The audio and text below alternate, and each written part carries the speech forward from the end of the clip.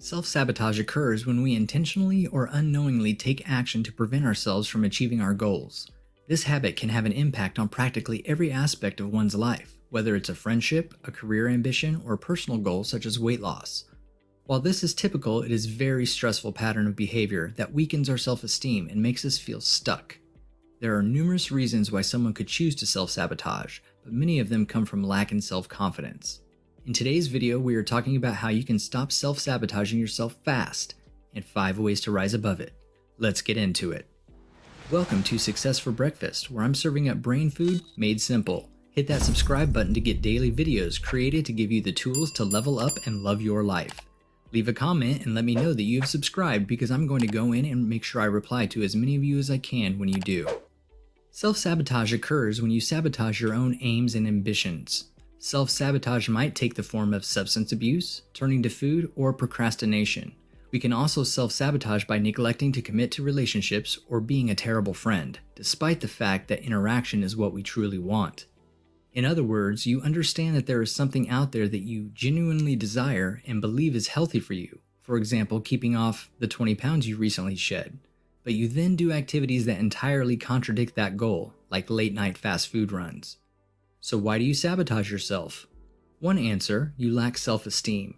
You won't be capable of achieving your goals if you don't believe in yourself. Our sense of self-worth is a component of our self-confidence. You will behave the same way if you constantly convince yourself that you are not smart enough, skilled enough, or good enough to get what you want. The way you refer to yourself matters and has a significant impact on how the rest of the world perceives you. When you lack trust in yourself, you will do things that inhibit you from realizing your full potential. You might also be terrified of success. When you have worked too hard for something, accomplishment can be stressful. This also happens when you are lacking in self-esteem. You can be concerned that you are not properly taught or equipped and would be revealed as a phony. You engage in activities that limit your success because you are terrified of success. When you are on the verge of obtaining a goal, you may begin to do things that may impede you from accomplishing that goal. You want to blame everyone else. When you believe you aren't going to do well or will suffer regardless, you begin to act in ways that ensure your failure. You abandon your responsibility for reaching your goals when you say things like, "I'm not going to get the contract anyway." When you fail, it's because you told yourself you would. You blame someone else. You may justify procrastination or lack of preparation because you've already agreed to yourself that you will fail. We want control because it makes us feel better. Accepting a bad outcome in advance offers us the appearance of control, even if it is not what we want to happen. When we use this self-defeating thought pattern, we are continuously determining our failure. I gotta say, most of us are terrified of failing, and we are afraid of giving everything we have to a goal just to fall short. It is far easier to make excuses for yourself when you fail than it is to give it your all and still fail. This is the most prevalent and primary cause of self-sabotage. Now that we know a lot of the main reasons you self-sabotage, how can you tell if you are self-sabotaging yourself? When you keep struggling or feel lost, you should try asking yourself these questions. Is it possible that I am prioritizing immediate gratification? Is it possible that I'm ignoring what needs to be done? Is it possible that I am not prioritizing self-care? Is it true that I'm a chronic procrastinator? Is my attention drawn to self-defeating thoughts? If you replied yes to any of these questions, you might be encouraging yourself to self-sabotage. You gotta be straight with yourself and ask yourself whether you believe you deserve better, as well as identify what you are afraid of. If we understand why we are self-sabotaging, we can begin to take steps to overcome self-sabotage and rise above this destructive behavior. Here are 5 easy steps to help you rise above. Number 5 is to recognize the need that your self-sabotage fills. Most people who want to avoid self-sabotage make the mistake of approaching it with a tough on myself attitude. They tell themselves that now is the time to get their act together and put an end to all this crap. Being tough on yourself, on the other hand, is a kind of self-sabotage because while it may feel wonderful at the moment, it usually leads to skipping the most important first step in overcoming self-sabotage. Identifying the need that the self-sabotaging behavior satisfies. And you can't do that unless you have compassion for yourself. Be gentle and empathetic with yourself until you fully commit to improving. To accept that your self-sabotage serves a purpose, you must be able to suspend judgment about the overall harmful results of your actions and be understanding enough to realize that it serves a role that makes sense in your mind, at least in a limited sense. Here are a few examples. If you wish to prevent alcohol abuse, you must understand that alcohol helps in relieving stress after work. You must understand how stress eating works to help you feel less alone in your life if you wish to stop stress eating. If you want to stop procrastinating, you must understand that procrastination allows you to avoid the dread of failure or fear of success. Only by understanding the need that your self-sabotage serves will you be able to establish alternate behaviors to suit that need. And you will only be able to give up self-sacrifice when you are able to meet the need in some way. This leads me directly to the fourth way to stop self-sabotaging fast. By the way, if you have enjoyed this video so far, do me a favor, show your appreciation, and hit that like button. That's going to tell YouTube that you think other people should check out this video too. Number 4 today is to identify alternative healthy behaviors that fill that need. Once you've determined which needs your self-sabotage addresses, the next stage is to brainstorm ideas for alternative behaviors that satisfy the need while not harming you. More often than not, simply identifying the underlying need is enough to spark thoughts for alternate behaviors. Instead of grabbing that drink after work, maybe you put that energy into a new hobby or something that brings you joy. Get up and go for a short walk to get the blood pumping if you feel like procrastinating. You will have your own unique, healthy alternative behaviors, but remember to be kind to yourself. You may have to try a few different things before you find the one that works for you. Let me know in the comments healthy alternatives you use to help stop self-sabotaging yourself. Maybe other people can get some help from your suggestions. Our third way to rise above self-sabotaging today is to anticipate and prepare for potential roadblocks. Even if you've identified the underlying need and developed a better set of behaviors to address it, you should also plan for potential hurdles to apply to those new behaviors. What can be in the way of your new stress-relieving practice of having a quick, nutritious snack after work instead of binging on fast food? What if instead of heading home that evening, you went out for drinks with coworkers? What if your spouse welcomes you home into the house with a tray of freshly baked cookies?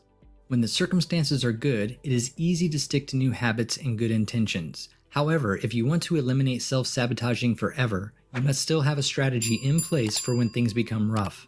Here are a couple of quick examples of anticipating problems and devising a plan to cope with them. Set up a recurring order of almonds or whatever from Amazon if you want to make sure you eat healthy snacks instead of fast food after work.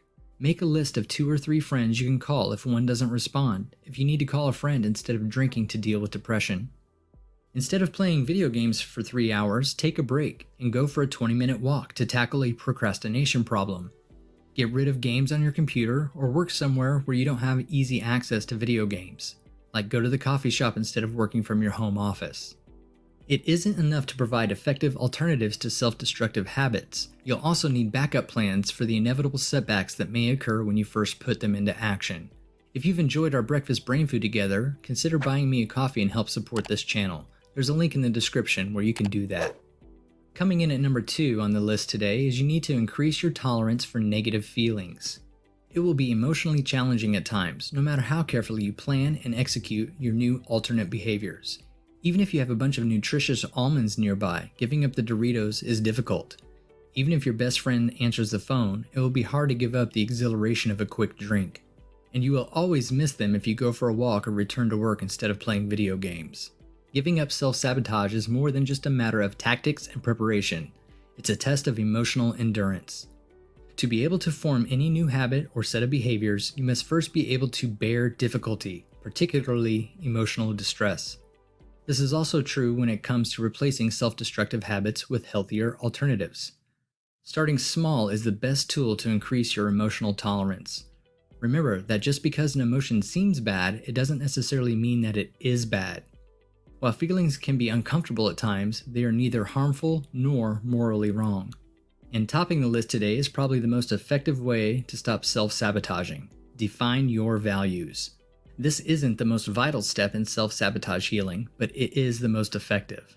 When you clarify your values and aspirations, the things that actually matter most to you in life, and then tie your new healthy habits to them, it is much simpler for them to take root and evolve, while the old self-destructive behaviors fade away.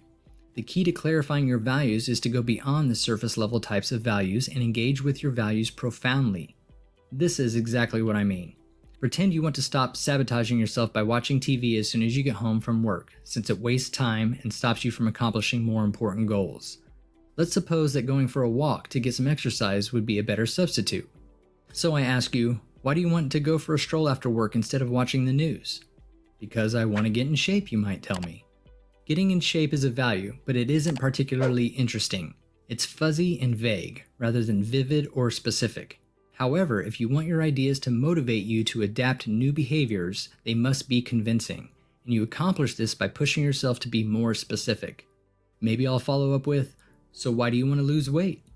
Because I want to feel more active and less fatigued all the time, you might say. This is undoubtedly more precise and persuasive, but there's still room for improvement. What would you be able to accomplish if you were more energized and less stressed every day? When you hear this, your eyes may light up and you may respond, I've always wanted to learn to play the guitar and be in a band since college. I know that seems absurd because I'm 43 years old, but it makes me happy every time I think about it. And I believe that if I wasn't always exhausted, I'd be able to pull it off. Jackpot. Now that is a clear value. It is a value with bite. It is a significant value. And because it has gravity, it will help pull you toward your goal and new activities, which is critical if you are fighting to overcome the gravity of old, self-destructive behavior. Self-sabotage isn't as complicated or confusing as it sounds. It's simply doing something on a regular basis that opposes your own interests or values. If you want to stop self-sabotaging for good, you must first analyze the need it fulfills and then develop alternative behaviors that meet the same need in a healthier and more efficient way. It can be accomplished in 5 simple steps. Recognize the need that your self-sabotage answers. Determine safe alternate behaviors that will address that need. Prepare for any roadblocks by anticipating and bracing for them. Increase your ability to tolerate negative feelings and make it clear what you believe. Putting these into practice every single day, starting small and taking it easy on yourself when things don't go absolutely perfectly, is the fastest way to achieve the level of success you envision. Make the choice to level up your life and take action. You've got this. Now go get it done. Grab yourself some more brain food to help you level up and love your life and click on one of the videos on your screen right now.